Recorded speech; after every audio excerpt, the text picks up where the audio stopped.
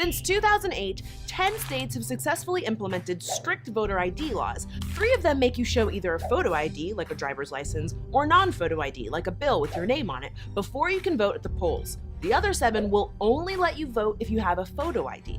Well, first of all, I think we have pretty good laws in place here in Minnesota as far as ID goes, because in the past, all you had to do is bring some kind of bill that had your name on it and it matched your address to your name, and that was good enough.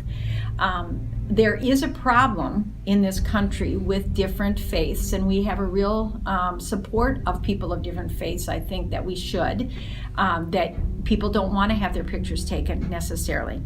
And so I think we have to be respectful of that. Many Republicans pushing for voter ID claim the laws have nothing to do with race or class. See, voter ID laws are a classic example of structural racism, which is what makes racism different from prejudice. And just like Jim Crow laws, strict voter ID laws intentionally and unfairly target communities of color.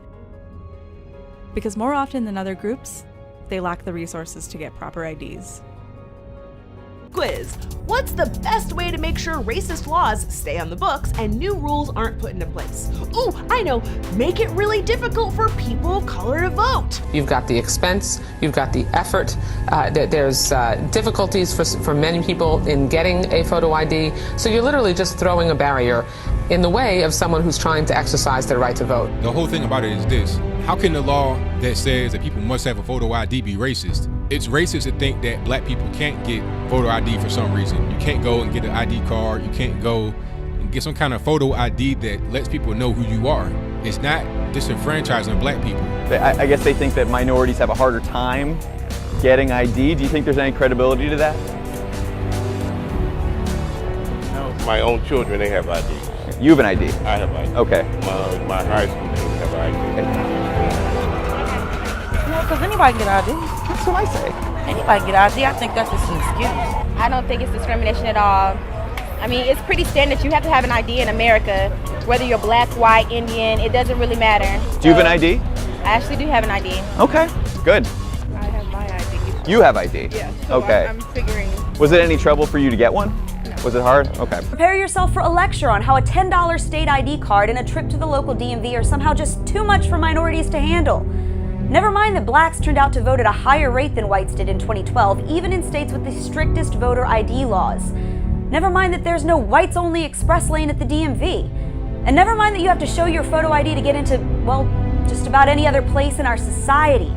An ID is required when buying alcohol, buying cigarettes, opening a bank account, applying for food stamps, applying for welfare, applying for Medicaid or Social Security, applying for a job, renting or buying a house and applying for mortgage, driving, buying or renting a car, getting married, purchasing a gun, adopting a pet, renting a hotel room, applying for a hunting license, applying for a fishing license, buying a cell phone, going to the casino, picking up prescription, blood donations, and buying an M-rated video game. When we showed students at nearby University of Wisconsin-Madison the list of valid forms of identification, some were surprised. Do you have one of those forms of ID with you on campus?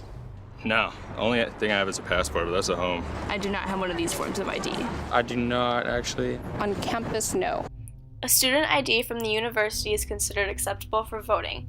NBC News falsely stated Wisconsin's voter ID laws in order to make them seem unfair. Democrats opposed them, and Republicans argued that voter ID laws helped prevent voter fraud.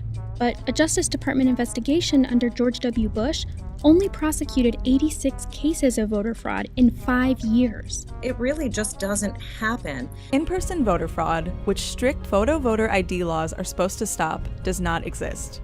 But here's the thing.